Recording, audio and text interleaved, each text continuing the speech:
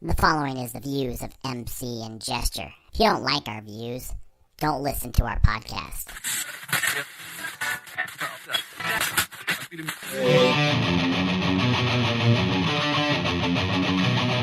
Welcome to Me Podcast. You listen with Jester and MC. All right, welcome to Me Podcast. You listen with JC, Jester Anderson, and I'm here with MC. Hello, Jester. Welcome back. Hello. Another great episode. Welcome for another great episode. All these episodes are great, and if you don't follow us, you're just missing out. Even though it's recorded and you can listen to it any time. We always have. Yeah, we're always looking iTunes. for guests. Yes, we're always looking for guests. We're on iTunes, which is probably the easy ways to find us. Follow on Instagram, Twitter, Meet Podcast. You listen, put it in the search engine, and just as we say it, and Facebook too. Facebook.com/Meet Podcast. You listen. We're on all sorts of social media, and we're here to interact with you guys. So definitely, as we build this thing, Jester, the more questions you guys have for us or suggestions for episodes, we're all open to ideas and open to interact with you guys. So we're looking forward to it. In fact, I think this is like our 6th episode or maybe 7th episode. So we haven't been around all that long. We're just trying to get out there in the podcast society, since probably millions of podcasts out there. So if you do listen to this podcast, we appreciate it. And if you would share it with all your friends. One of the things that we focus on in this podcast is a lot of wrestling entertainment and sports, which right now it's football season. But one of the things that my co-host here, MC, is passionate about and loves discussing this, so we're going to go into it for a little while, is comic books. And those who don't know, who don't live in the world, some people, though, believe it or not, MC, don't even know that this gentleman passed away. But Stan Lee, the creator of Marvel Comics, I believe, correct? Yes, the godfather of Marvel Comics. Yeah, created so many great influential characters that, of course, started out in comic books, expanded into so many broadcasting platforms, specifically, animation, early 60s cartoons featured a lot of them. It just reached into the modern era, coinciding with that. And then eventually what really took off was in movies, in popular movies, especially when Disney acquired Marvel. They had a bankruptcy I believe it was in the late 90s. Disney had bought Marvel Entertainment, officially, would be its name at the time. And they just turned that those comic books, properties, and turned them into multi-million, billion-dollar profits for them, just across so many different characters and so many platforms. They turned basically Marvel Comics and their characters into a global phenomenon, the likes of which in my lifetime had never been seen, because they just reached so many more people. And Stan Lee, known for his many cameos in those films as well, in virtually all of them, I believe, at least of the Disney ones, for sure. And a lot of people will miss him. He was still running the convention circuit too, in recent years. At 95 years old, he was when he passed, but in his 90s, he was still hitting the circuits. People were still, eating it up. They were paying $100 a pop in some cases just to get a photo with him. Autographs, even more. And large influence on a lot of people's lives, including obviously my own, being almost a lifelong comic book reader. Just was really young when I met a friend and his dad that introduced me to him. I'm a big DC Comics guy, more so than Marvel, but I enjoyed my share of Marvel Comics and still do, on and off to this day. So, yeah, it's a big loss for pop culture, I think, in general. Just, he's been very influential. I actually don't follow comic books that much, even though only one I ever followed was Wolverine, which I named my son after that. So Wolverine was my favorite character. But the only way I knew about Stan Lee when I first found out who he was is through the Jay and Silent Bob movies.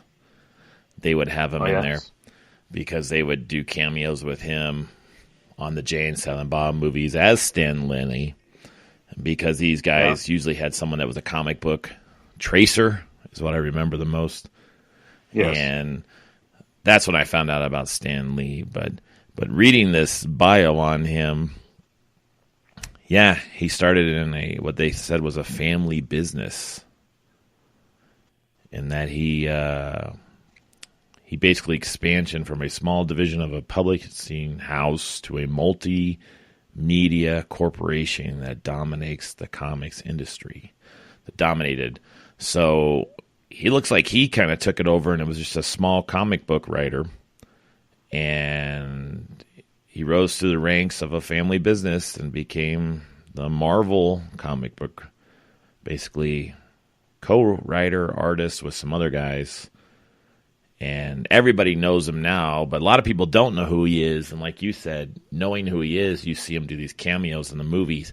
But he was always in a Marvel movie somehow.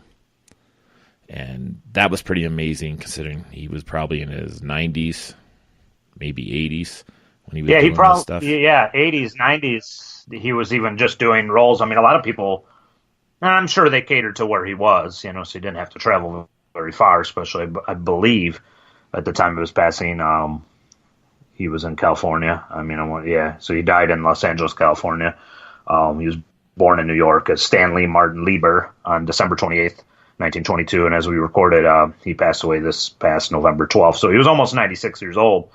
So I believe they probably, it wasn't far. I'm sure they probably either sent a limo or something. They brought him to a green screen or whatever, a set, and but it's amazing because you see, me and you probably both seen people in their 80s that can't really do anything depending on their health and other stuff too. This guy, almost 96 years old, mid 90s at least by the time of his last cameo, or when it will air, because I heard he'll definitely have a cameo on Avengers 4.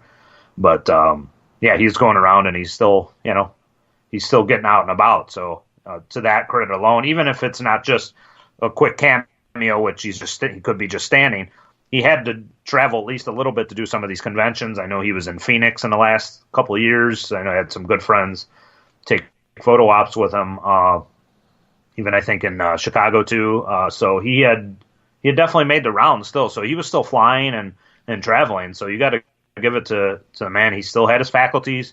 He was still as sharp as ever. And he lived a full life. I don't think anybody can say he didn't. I mean, and imagine this, if, to create so many great characters over the years and to see all of them succeed on a massive platform to garner a lot of money and be the godfather basically of those creations, from Spider-Man, the original X-Men, Iron Man, Thor, Hulk, the Fantastic Four, Black Panther, Daredevil, Doctor Strange, Ant-Man, to name a few. He's he's seen all these characters make it to the silver screen. And, you got to really give it to the man. Whether you didn't really know who he was, you might remember him as the guy with the mustache and glasses and, distinct voice making these cameos in the film. I hardly believe that there were probably too many that didn't know who Stan Lee was, especially after all these years. And he used to narrate the Spider-Man cartoons and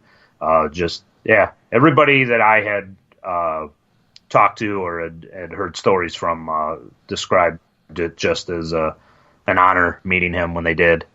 And I don't think you'd find a whole lot of people would find a crossword to say about him. He just was he celebrated diversity and introduced it in comics, creating the Black Panther special way back in the day when there wasn't too many African American characters. So you got to give it to the man. There was hardly any controversies around. I think there was some nurses or something coming out or something later in recent years, but I think that with a lot of the Hollywood accusations and stuff. But as far as I know, there was never any controversy around Stan Lee other than people just showering him with praise and love over all these comic book characters he created. Dude, he was born in 1922. That was like before the Depression. So this dude's seen a lot, man. Yeah. That was a long time ago. His wife, actually, too, born in 47, many years later, of course, but she died last year. So he had just lost his wife in the past year. So that is pretty amazing life that he lived. And then to be married. Excuse me. Looks. I believe I don't want to say his wife was born in 47. It looks like they were married in 47. So that's even more amazing. That his wife was born in February of 22. So they were married since 47. So could you imagine that? Somebody who was that prominent of a figure and everything. He was married the time she passed. What would that be like? All the chicks hanging around Stan Lee, wanting him. He looked like Hugh Hefner. He outlived Hugh Hefner. That's how old he was. He did. Yeah. Yeah, he did. He was also, I'm looking at in things at 1922, things that happened. One of the highlights is radio was introduced to the White House. That's how old this dude is. Yeah. Radio. In one of the films that was released was Bram Stoker's Dracula. That was the first film released in March 4th. Also, Babe Ruth signed a contract with the New York Yankees for how much do you think, MC? What year are we talking now? It's 1922 when he was born. 1922? In the year he was born? Oh, wow. How much do you think Babe Ruth got paid? $1,000. What is this, caveman days, buddy? Come on. He signed a contract for $1,000 for 3 years. $52,000. $52,000. 52. $52,000. Okay. $52,000. That's a lot of money. A lot of money back in those days, for sure. For baseball players now. What else happened in 1922 when he was born? Yes. Microfilm was introduced. That's crazy. 1922. That just seems like such a long time ago. When he started, like you said, in a family business, he became an assistant in 1939. It wasn't even called Marvel Comics then. It was called Timely Comics. That was the old name of Marvel Comics. And yeah, he rose through the ranks. And his resume is pretty impressive, Jester. I mean, when you look at all these, I'm not saying he full created them. Obviously, we got to give, the co-creators like Jack Kirby, Steve Ditko, all those, fellow creators, co-created these characters with Stan Lee. But to still have this type of resume, because these characters are going to be around long after we're gone. And obviously long after Stan is, gone, these characters are still going to thrive. So that's his legacy. There's, a lot of people leave their legacy, good or bad, whatever, on this world. He left a lot of beloved comic book characters for everybody to enjoy for the rest of their lives and their kids' lives. And that's a pretty impressive resume for this man to have created or co-created, that many characters that are, going to be staples of pop culture, arguably, forever, as long as there's people on this earth, Dude, just think about all the stuff he saw and how when he first started writing comics, do you think about any comics? I didn't read a lot of comics, but do you think about a lot of comics that he wrote? Do you think he was way ahead of the curve, MC, on predicting what the future would be like when he had some of these comic books out? Yeah, it's safe to say. The imagination a comic book writer has, and I've done some of my own, like on the side, and web comics, that have not still seen the light of day, but the scripts are in the can. To do that, you have the amazing creativity and imagination you have to have. Especially in Stan Lee. You have to create these worlds, especially when you're talking like the Fantastic Four. They're going, through space. They're, dimensions, all these different things.